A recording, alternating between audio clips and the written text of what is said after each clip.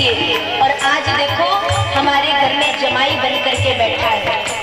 तो दूसरी ने कहा क्या होगा? बोले आज इसका लोढ़ा में गाल लाल लाल दिखाई पड़ रहा है ना, ये गाल आज लोढ़े से निकाले जाएंगे। वही आगे से क्या कहती है?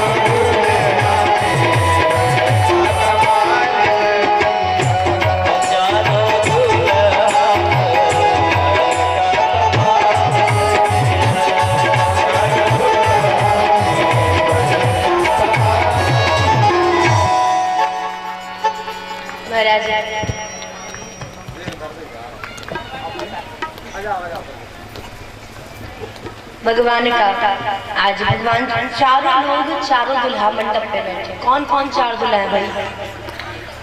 सीरध्वज अर्थात जनक जी महाराज के दो भाई। जनक जी दो भाई हैं, एक तो सीरध्वज जनक जो सीता जी के पिता है और एक सीता जी के चाचा जी। कौन? कुशध्वज। दोनों के दो दो पुत्रियां हैं।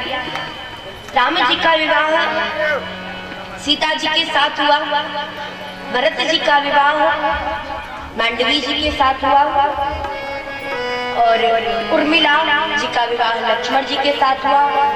उर्मिला जी महाराज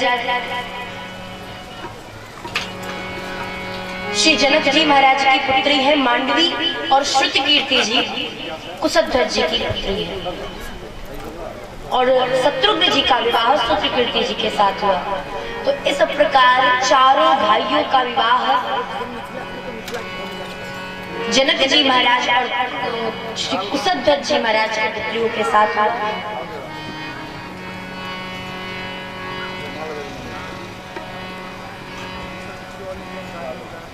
इन दोनों का महाराज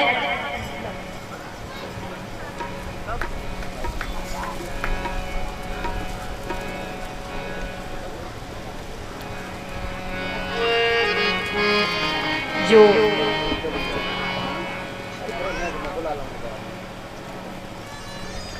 चार भाई श्री राम जी, भरत जी, लक्ष्मण जी और शत्रुघ्न जी। तो राम जी का और भरत जी का जो स्वरूप है वो सांवरा स्वरूप है, दोनों सांवरे हैं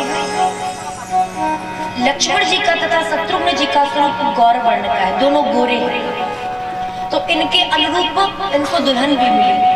राम जी सावरे हैं तो सीता जी गोरी है, भरत जी सावरे हैं तो मांडवी जी गोरी है, और लक्ष्मण जी गोरे हैं तो उर्मिला जी सांवरी है, शत्रुघ्न जी गोरे हैं तो श्रुति कीर्ति जी सांवरी।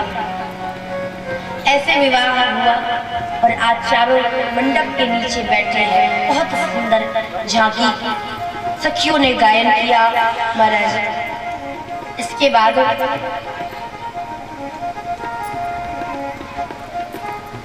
जीवनार का समय आया। भोजन के बाद जीवनार होता है ना। जीवनार मतलब समझते हैं कि नहीं समझते? जीवनार का मतलब भोजन होता है। और जीवनार जब हुआ तो सभी बरातियों को बुलाया गया। श्री दशरथ जी महाराज आते हैं, जनक जी ने उनके चरणों को धोया, राम जी के चरणों को धोया, तथा जितने भी बराती थे सब बरातियों को देवता के समान जान करके उनके चरणों को धुलते हैं। सभी देवता है, कोई ऐसा नहीं कि ये पुरुष है और ये अयोध्या की प्रजा है, ऐसा नहीं, सब देवता है। और इस भाव से दोए जनक अवधपति चरना, सील स्नेह जाए नहीं वरना, बहुरे राम पद पंकज धोए। भगवान के चरण कमलों को धोया, आसन दिया है, बैठाया, और अब जीवनार का समय आया। महाराज जब जीवनार होता है तो मिथिला की ये रीति है कि विवाह के पश्चात सखियां कोहबर में ले जाती हैं। कोहबर में मतलब, कोहबर का मतलब समझते हैं? माताएं तो कुछ बोलती नहीं, समझते हैं कि नहीं समझते? बताइए, हाथ उठा के बताइए, समझते हैं ना? कोहबर का मतलब वहां पर जांचा जाता है कि वर की बुद्धि कितनी है, परीक्षा ली जाती है। तो परीक्षा लेने के समय सखियों ने अनेक प्रश्न किए, और वहां पर तो सीता जी की जूतियों को कपड़े में लपेट करके रख दिया। सखियों ने कहा, राम जी ने प्रणाम कीजिए, ये हमारी कुल देवी है। राम जी ने कहा, ऐसी कैसी कुल देवी है? क्यों? अरे देवी का स्वरूप होता है। अब तुम्हारी देवी जी कपड़े में बंदी, ठंड लग रही है, इनको कैसे पता चलेगा ये क्रोधी है कि प्रसन्नता है? इनका स्वभाव कैसा है? ये क्रोधी ज्यादा क्रोध करती है कि ज्यादा प्रसन्न है? भाई कपड़ा में लपेटा रहेगा मनुष्य तो कैसे पता चलेगा? कपड़े से बाहर तो करो देवी जी को कि ज्यादा ठंड लग रही है। सखियों ने कहा, नहीं नहीं ऐसी बात नहीं, हमारी देवी जी ऐसे ही रहते हैं। बोले तो हम प्रणाम नहीं करने वाले। बोले क्यों? देवी जी को प्रणाम करना पड़ेगा, ये हमारे कुल की रीति है। बोले तुम्हारे कुल की रीति होगी, लेकिन हमारे कुल की रीति ये है जब तक देवी जी का चेहरा ना दिखाई पड़े तब तक प्रणाम नहीं किया जाता। सखियों ने कहा, तो आप प्रणाम नहीं करेंगे? राम जी ने कहा, नहीं प्रणाम करेंगे। ऐसी कुल देवी हमको बहुत जगह मिलती रहती है, किस किस को प्रणाम करेंगे? हर जगह मिलती रहती है मतलब? अरे हर घर के बाहर दिखाई पड़ती है। सखियों ने समझ लिया, प्रभु जान गए हैं। सखियों ने कहा, अच्छा एक बार प्रणाम कर लीजिए, फिर हम आपको चेहरा दिखाएंगे। राम जी ने कहा, सखियों आप मुझे क्या पढ़ाती हो? हम आपको पढ़ाने के लिए आए हैं, आप हमें मूर्ख क्या बनाती हो? हम तो खुद बनाने के लिए आए हैं। और ये जो आपकी देवी है ये सीता जी की तरह है। कैसे? जब सीता जी की पांव की जूती है तो सीता जी की तरह नहीं होगी। सखियों ने कहा, भाई लालन को क्या पढ़ाया जाए? राम जी को हम क्या पढ़ा सकते? लालन पढ़े पढ़ाए, ये तो खुद ही पढ़े पढ़ाए, इनको कोई नहीं पढ़ा सकता। अच्छा ठीक है, मत प्रणाम कीजिए। और वहाँ पे महाराज कई रीति होती हैं, कुछ उछाला जाता है, क्योंकि अलग अलग जगह की अनेक रीतियां होती हैं। कई प्रश्न किए हैं और उन प्रश्नों के उत्तर रामचंद्र जी ने दिए। फिर उसके बाद अब जीवनार का समय आया। जीवनार में रामचंद्र जी बैठे। पता चला भाई भोजन के साथ गालियां भी खानी पड़ेंगी। राम जी को बड़ा वो लगा, महाराज ना करे भोजन तो भोजन का अनादर, और करे भोजन तो गाली खानी पड़े। बड़ी विचित्र दशा है ये तो। लेकिन पिताजी के सामने तो कैसे बोले? अभी तक तो कोवर में थे तो पिताजी नहीं थे, सखियों से बात कर ले रहे थे, लेकिन पिताजी के सामने थोड़ा संकोच। और जो माता है वो अट्टालिकाओं पर बैठी है, छत होते हैं महाराज, आंगन की तरफ, आंगन के अंदर की तरफ छत होते हैं, तो वहां पर स्त्रियां बैठी थी, सखियां गाली देने लगी। बात बताइए, आज जब सभी देवता, सभी अवधपुर के जितने भी बराती है, सब बैठ के पत्तल परोसी गई, और उस पत्तल पर भोजन जब परोसा गया महाराज, तो सबको पता चला अब गाली सुनने का समय आ गया है। श्री रामचंद्र जी ने सोचा अगर पिता के रहते पुत्र को गाली सुननी पड़े तो पुत्र किस काम का। सखियों ने तो पहले तो एक बात पूछी कि राम जी ये बता दो कि आप भोजन तो करने जा रहे हो, पर ये बता देना कि हम जब गाली देंगे तो ये गाली दी क्यों जाती? कोवर की बात तो आपने बता दी कि ये देवी जी, लेकिन अब बताओ ये गाली भोजन के समय क्यों दी जाती है? अरे भोजन के बाद दे तो भोजन के समय जरूरी है क्या? तो बताना ये गाली क्यों दी जाती है। और सखियों ने प्रश्न करना प्रारंभ किया।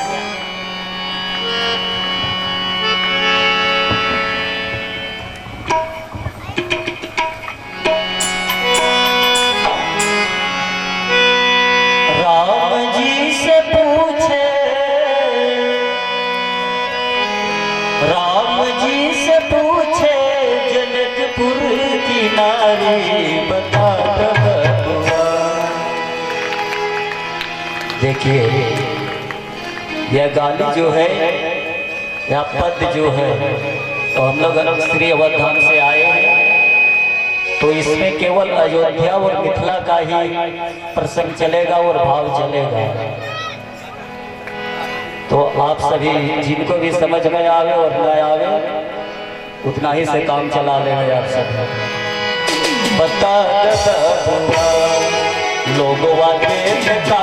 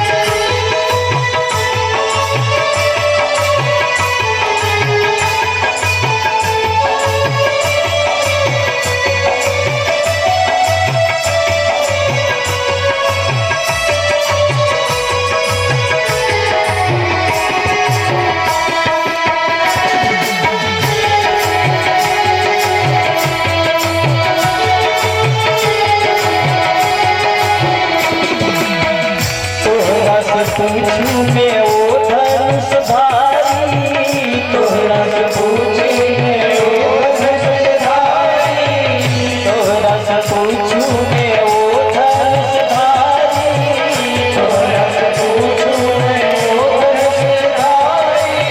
तू भाई बोल पाए, तू बोल पाए, तू पाए बता लोगों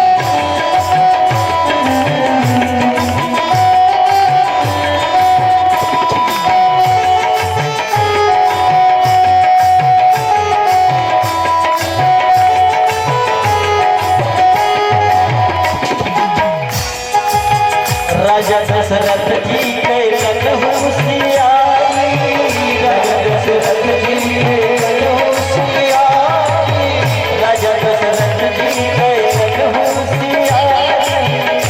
बताए अवधपुर की नारी क्या कहती है, मिथिलापुर की नारी क्या कह रही है? राम जी एक बात बताओ कि ये जो आप में दो भाई गोरे हैं और दो भाई काले क्यों हैं, मुझे समझ में नहीं आया। तो एक स्त्री बोली, अच्छा राम जी ये बताओ, आपके पिताजी ने बहुत बड़ी होशियारी की है। राम जी ने कहा क्या? बोले एक मनुष्य पर, एक पुरुष पर तीन स्त्रियां हैं। वही बात सखियां आगे कहती हैं।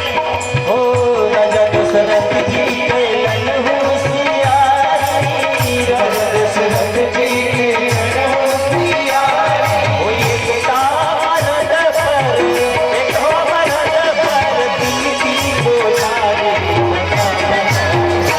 लोगों के गाने वाली बता, लोगों के गाने वाली बता। राम जी से पूछे, राम जी से पूछे जनकपुर की नारी,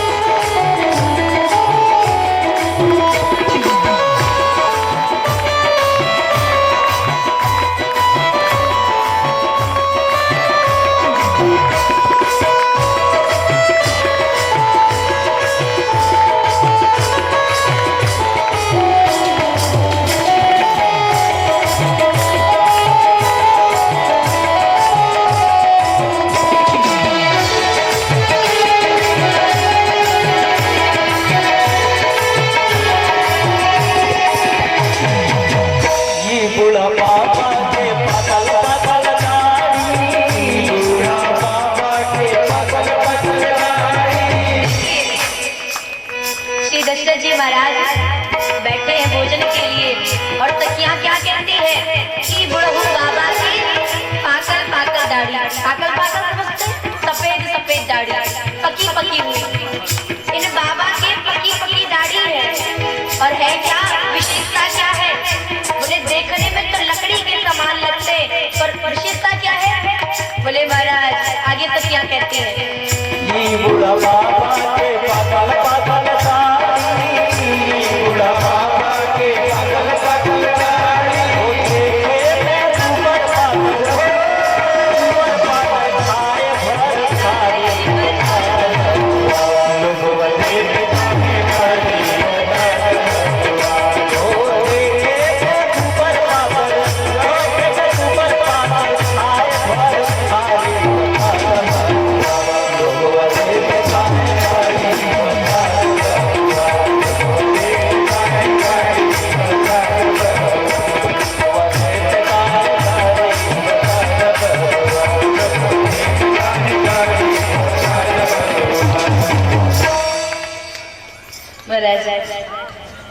सखियों ने बहुत प्रश्न किए। एक सखी ने जो यहाँ तक कह दिया, उस सखी ने जो ये बात कही ना अभी और आपने सुनी, देखे मैं दूबर पातर खाए भर के थाली। अभी तो लोग एक फुल्का भी नहीं पा पाए। फुल्का मतलब समझते? रोटी, एक रोटी भी नहीं पा पाए, ये तो चार चार रोटी सटका गए। महाराज जहाँ लोग एक थाली खाते हैं या दो तीन थाली कब निपटा देते पता ही नहीं चलता है। और एक सखी कहती है कि राम जी आपकी अयोध्या की बड़ी विचित्र दशा है। राम जी ने इशारे में कहा क्या? बोले आपके यहाँ तो बच्चे खीर खाकर के जन्माते हैं, बच्चे पैदा करते खीर खाकर। लक्ष्मण जी से नहीं राजा, लक्ष्मण जी जानते राम जी कुछ बोलेंगे नहीं पिताजी के सामने। लक्ष्मण जी ने कहा, अरे सखियों, तो तुम्हारा मिथिला धाम कौन नहीं विचित्र है? तुमने तो खुद ही कहा था मेरा धाम मिथिला बहुत विचित्र है। सखियों ने कहा, क्या विचित्रता है, आप ही बता दो। बोले, हमारे यहाँ तो खीर खा करके पुत्र को जन्म देते, लेकिन तुम्हारे यहाँ तो जमीन को खोद करके पुत्रियों को निकाला जाता है।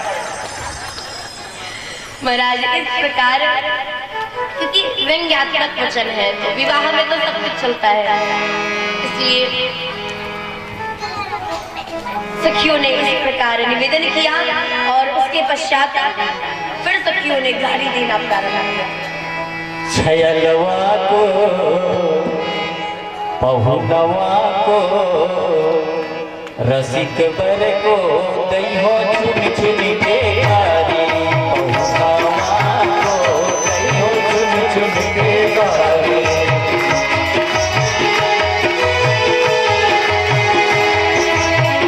चुन चुन गारी हो चुन चुन के गारी, चुन चुन गारी हो चुन चुन के गारी, चुन चुन गारी हो चुन चुन गारी। छयलवा को दैहो चुन चुन के गारी, छयलवा को दैहो चुन चुन के गारी, पहुनवा को दैहो चुन चुन के गारी।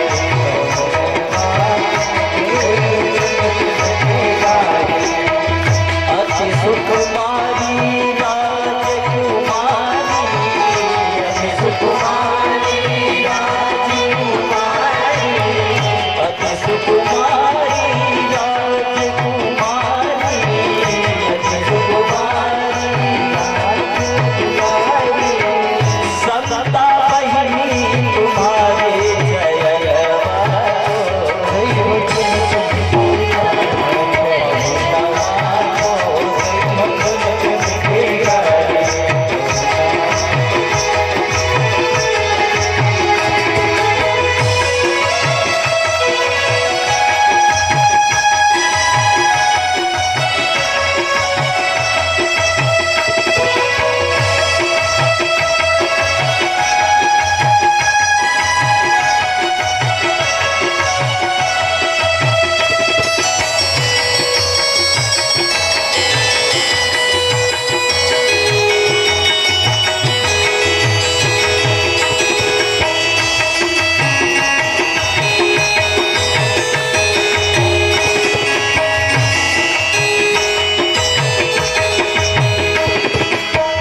देना तो चाहिए राजकुमार को, देना तो चाहिए राजकुमार को। जो राम जी की बहन है, शांता बहन, राम जी की बहन भी थी, शांता जिनका नाम था। तो सखियां आज सीता राम जी की जो बहन है उनको गाली दे रही है। क्या कह रही है? कह रही है, अरे राम जी की बहन है, राजकुमारी की बहन है, राजकुमारी है, तो विवाह तो इनका विवाह तो एक राजकुमारी के साथ होना चाहिए। लेकिन देखो ना, इनको कौन पकड़ के ले गया? बोले, इनको एक ऋषि कुमार पकड़ के ले गए। वही बात आगे सखियां कह रही है। देना तो चाहिए राजकुमार को, देना तो चाहिए राजकुमार को। ले भागे जटाधारी छयलवा को,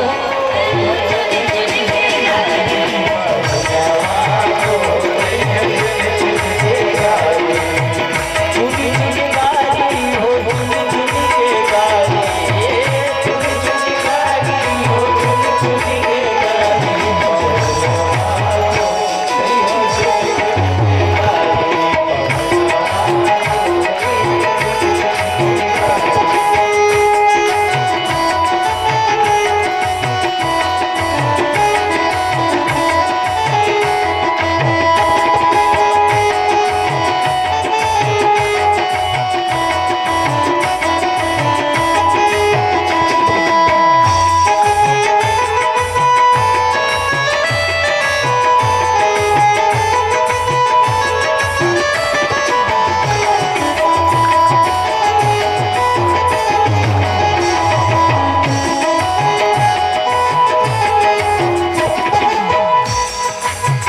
लूट न जाए अवध नगर की, लूट न जाए अवध नगर की, लूट न जाए अवध नगर की, लूट न जाए अवध नगर की।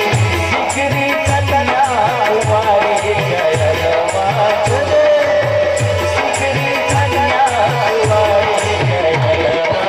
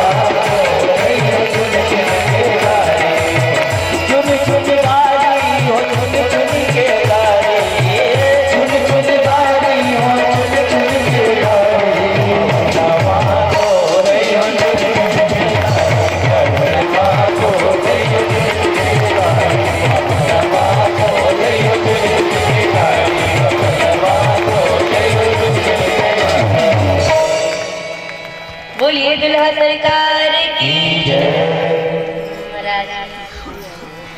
भगवान मुस्कुरा रहे हैं। सखियों सखिया एक देखिए, हम तो ठहरे अयोध्या जी के, वैसे मिथिलानिया अयोध्या वालों को गारी दे रही है, परंतु जब विवाह का समय आता है तो सबको गारी सुननी पड़ती है। महाराज मिथिलावासी अयोध्या वालों को गारी दे रहे हैं। देखिए, गारी और गाली दोनों में अंतर है।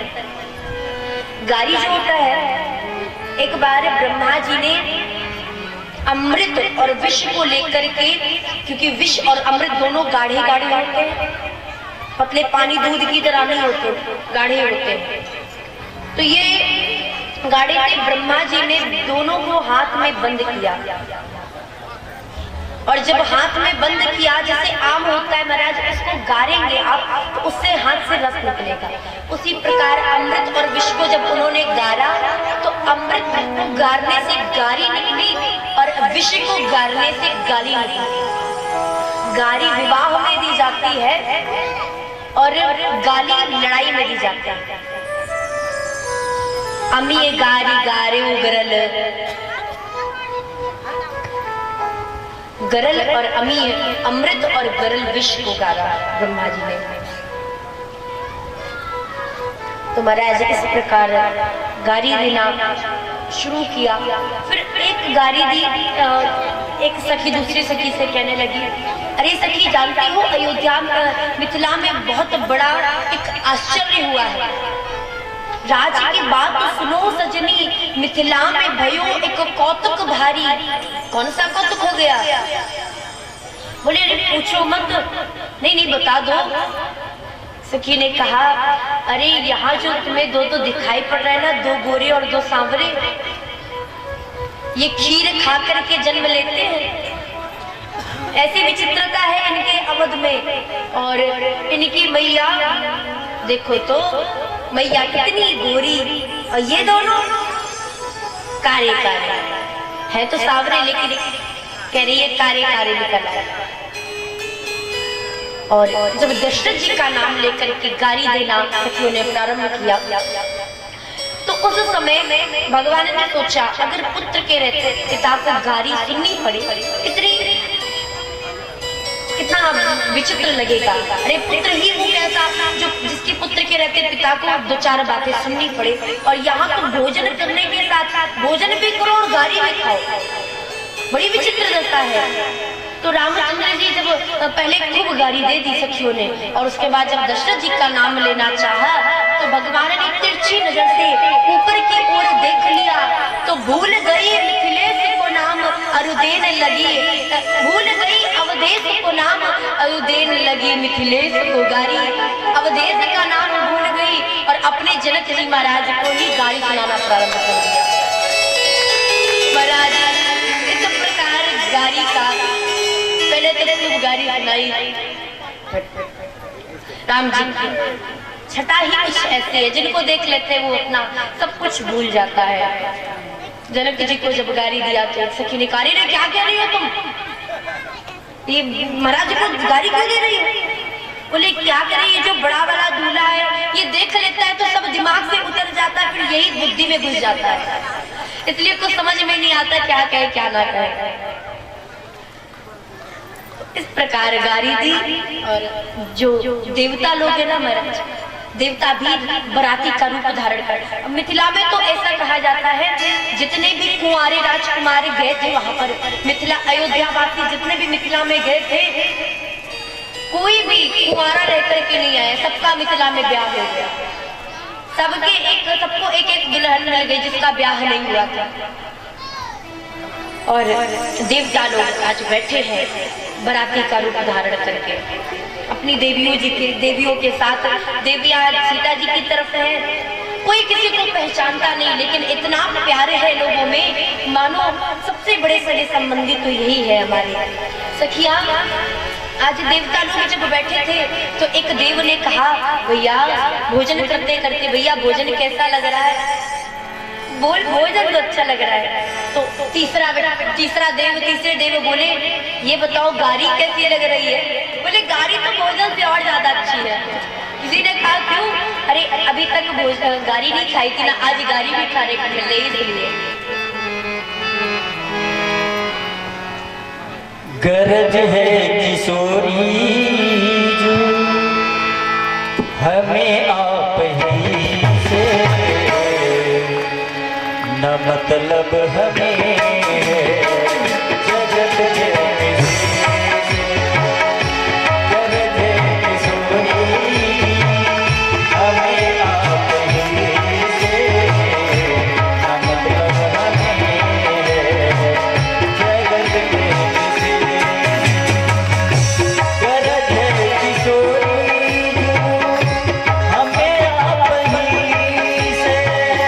जगत के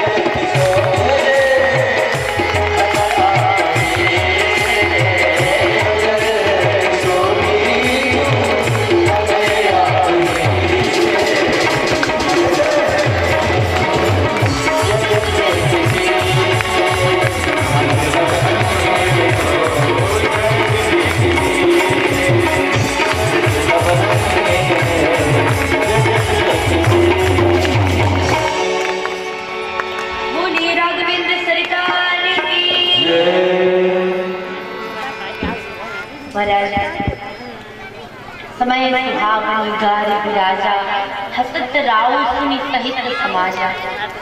दशरथ जी भी हंस रहे हैं और अपना उल्टा समाज भी हंस रहा है। और इस प्रकार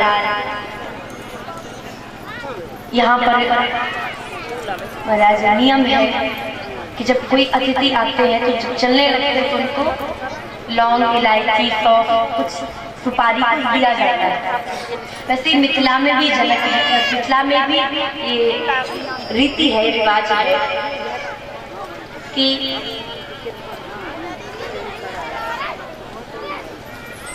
भोजन के पश्चात वहाँ पर पान दिया जाता है। पान सभी लोग खाते हैं महाराज, ये तो गाना सभी को मालूम है, कहीं के पान बनारस वाला, वही पान। तो ये जो पान होता है, यही विधि सबही भोजन कीना आदर सहित आचमन कीना। हाथ को धुलते हैं और हाथ धुलने के पश्चात जनक जी महाराज ने सभी को पान दिया।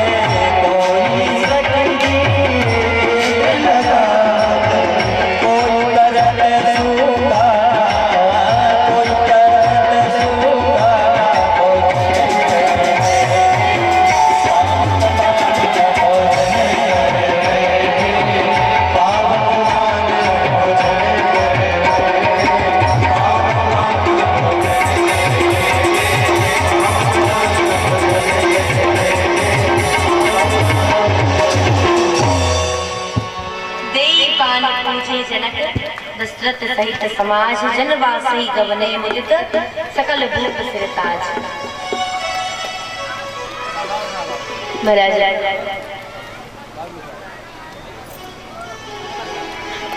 श्री दशरथ जी महाराज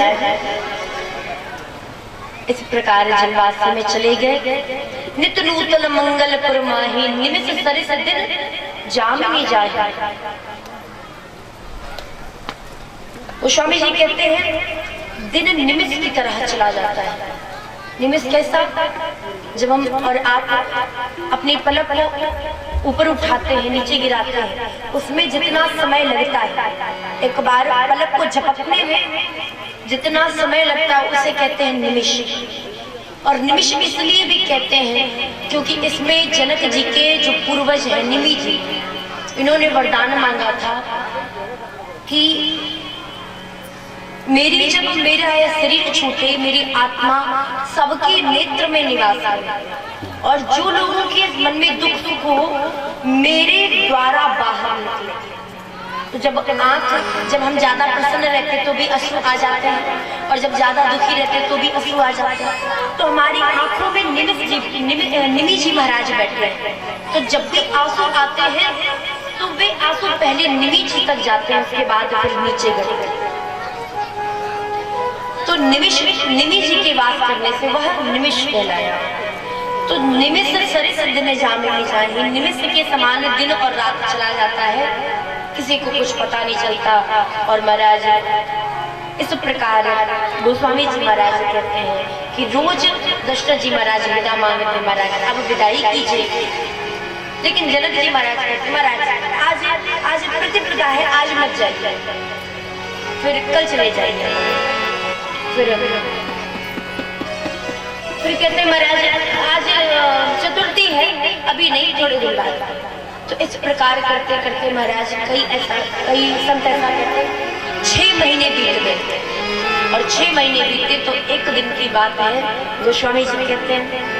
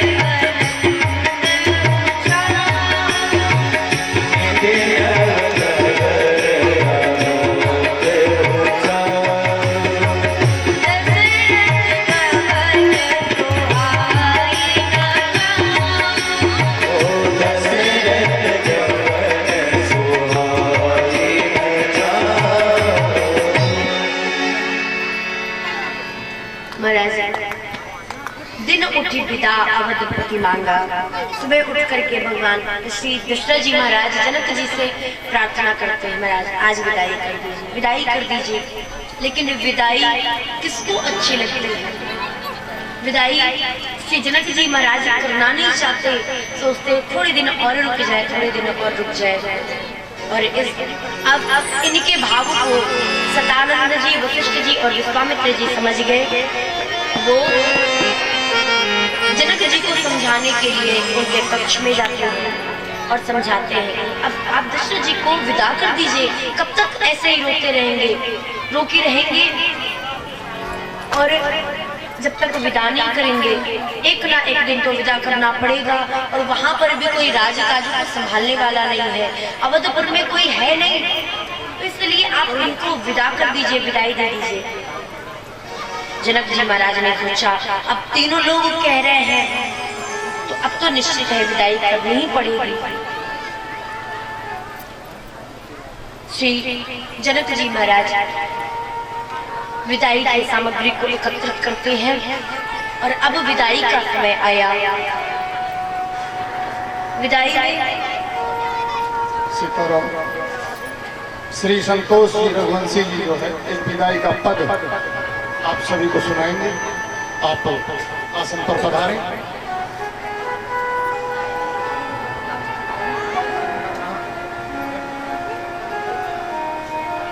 महाराज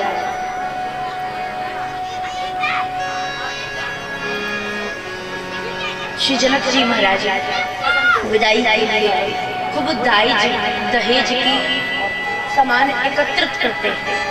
दाइज अमित न सकिए कही दीन विदेह बहोरी। बहोरी का मतलब एक बार विवाह के समय तो दहेज दिया ही था,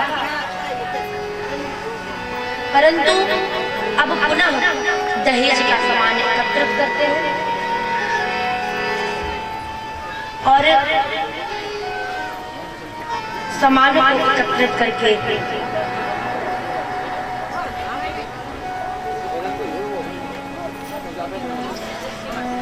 महाराज जनक जी महाराज सबको खबर दे देते हैं, वही जल्दी जाओ, रथ और घोड़े सब सजाओ जाकर के। श्री दशरथ जी महाराज अब विदा लेना चाहते हैं, चलना चाहते हैं। विदाई का समय आया। रामचंद्र जी उठ करके मैया सुनैना के पास गए। मैया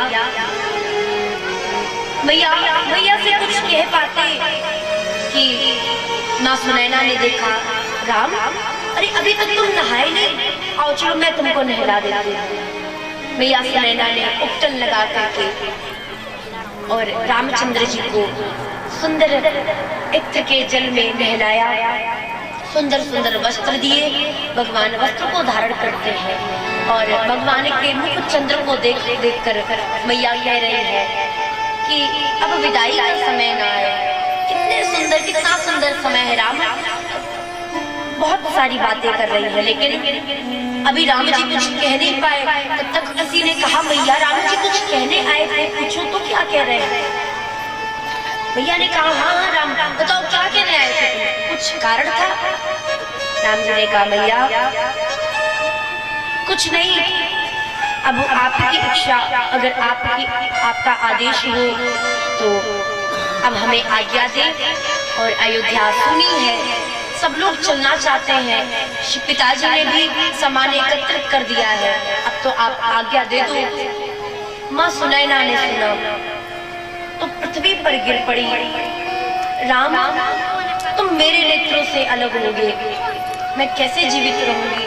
मेरी पुत्री जो कभी भी अपने पिता से अलग नहीं हुई, कैसे रहेगी? मैया सुनैना बहुत ही विचलित हो गई, व्याकुल हो गई, परंतु सबने धैर्य बंधाया, प्रभु ने समझाया और आज सीता जी को बुला करके मैया सुंदर उपदेश देने लगी। जनक जी महाराज सामान एकत्रित कर रहे हैं, दशरथ जी विदाई के लिए सब बरातियों को कह देते हैं अब जल्दी से अपना सामान एकत्रित करो, हम अयोध्या चलने वाले हैं। इधर जनक जी महाराज व्याकुल हो रहे हैं। वह समय श्री जनक जी महाराज के लिए पहाड़ के समान लग रहा है, समझ में नहीं आता हम क्या करें क्या ना करें। आज उनका शरीर काम नहीं करता। सब लोग यही कहते हैं, अरे जनक जैसे ज्ञानी को भी आज अधीर देख रहे हैं। मम्मी विश्वास नहीं होता, क्योंकि ज्ञानी के अंदर मोह नहीं होता है, और जनक जी जैसा महान ज्ञानी तो इस पृथ्वी पर नहीं हुआ। ये अधीर हो गए, व्याकुल हो गए। लोग कहते हैं सचमुच स्त्री का जो मोह है, पुत्री का जो मोह है, ये सबसे बड़ा मोह है। इसको जो छोड़ देगा, पुत्री के विदाई जो नहीं रोएगा, अपने मन को समझा लेगा, समझ जाना इस जगत में वही सबसे बड़ा ज्ञानी है। क्योंकि पुत्री की विदाई में तो माता पिता, माँ तो रोती है, भाई रोते हैं, बहन रोते हैं, पूरे परिवार के समस्त जन रोते हैं, लेकिन पिता की दशा तो देखने लायक होती है। सारे काम सब कुछ करता रहता है, लेकिन मन ही मन इतना व्याकुल होकर के करता है कि उसके कुछ समझ में नहीं आता। आज जनक जी महाराज विदाई के सामान को एकत्रित कर रहे हैं, दहेज के सामान को एकत्रित कर रहे हैं, परंतु शरीर साथ नहीं दे रहा। बार बार कभी इधर गिरते हैं तो कभी उधर गिरते हैं। मैया श्री सीता जी को पकड़ करके रो रही है, अपनी गोद में बैठा करके रो रही है। समस्त बहनें रो रही है, सीता जी की सखियां रो रही हैं। गोस्वामी जी ने कहा, अरे यहाँ तो जो सीता जी ने जिन पशु पक्षियों को पढ़ाया था, पिंजड़े में रखा था तोता और मैना को, आज वे रो रहे हैं। तो जब पशु पक्षी की ये हालत है तो मनुष्यों की हालत कैसे कही जा सकती है? पशु पक्षी कह रहे हैं, व्याकुल कहीं कहाँ वैदेही, सुख सारिका जानकी जाए, कनक पिंजरनी राखी पढ़ाए। व्याकुल कहीं कहाँ वैदेही, अरे वैदेही कहाँ है? गोस्वामी जी कहते हैं, सुनि धीरज परिहरई न कई, मनुज दशा कैसे कही जाती। जहाँ पर पशुओं की ये हालत है, हाथी घोड़े जो सीता जी को दहेज में दिए गए हैं, वे रो रहे हैं।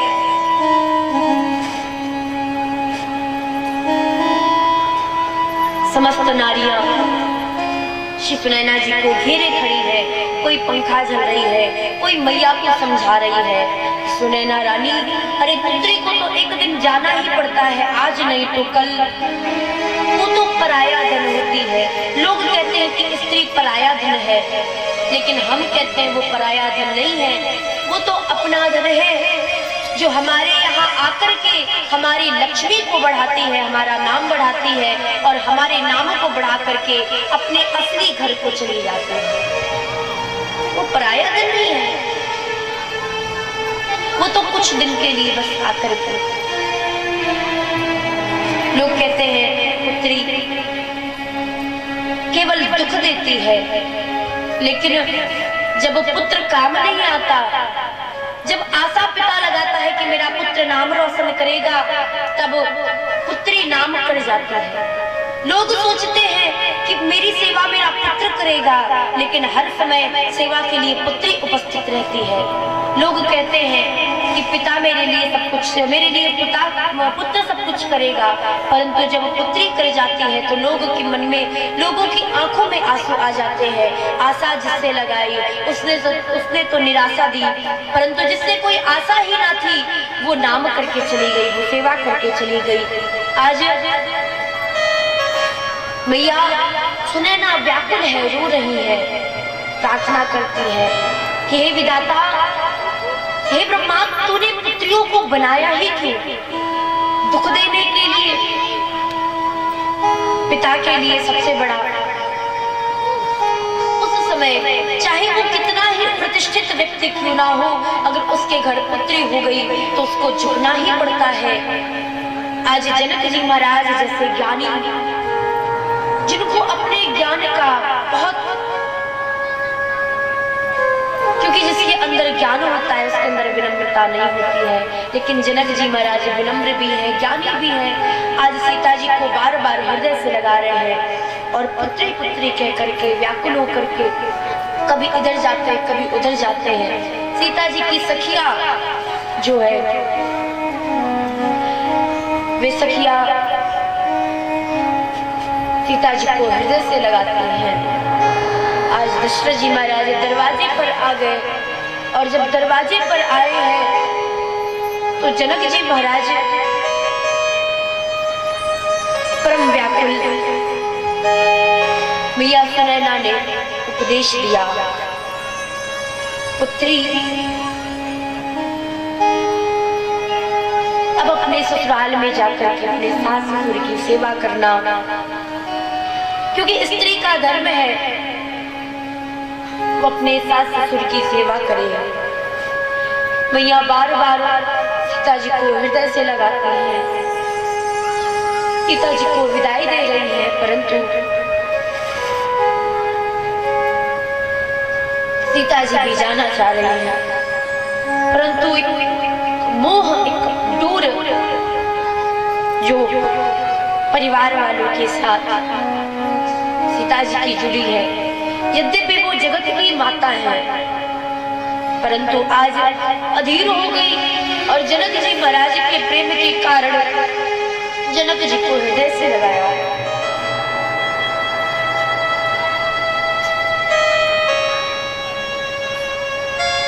चारों पुत्रियां आज डोली में बैठ करके अवधपुर को चल दी। मैया सुनैना बार बार हृदय से लगा के बार बार कहती है, पुत्री सेवा करना और जिस प्रकार हो सके हमारे नाम को रोशन करना, क्योंकि अगर तूने घर के काज को नहीं संभाला तो तेरे सास ससुर थोड़ा कष्ट पाएंगे। इसलिए कोई भी कार्य हो बिना कहे करना, अपने पति के दुख को देख करके वो क्या सोच रहे हैं, क्या कहने वाले हैं, इस भाव को स्मरण करके उनकी हर इच्छा को पूर्ण करना तथा धर्म अर्थ काम मोक्ष इन चारों के साथ, इन चारों को प्राप्त करने के लिए तुम राम जी के साथ रहना। और बिला जी को भी बहुत सुंदर शिक्षा दी।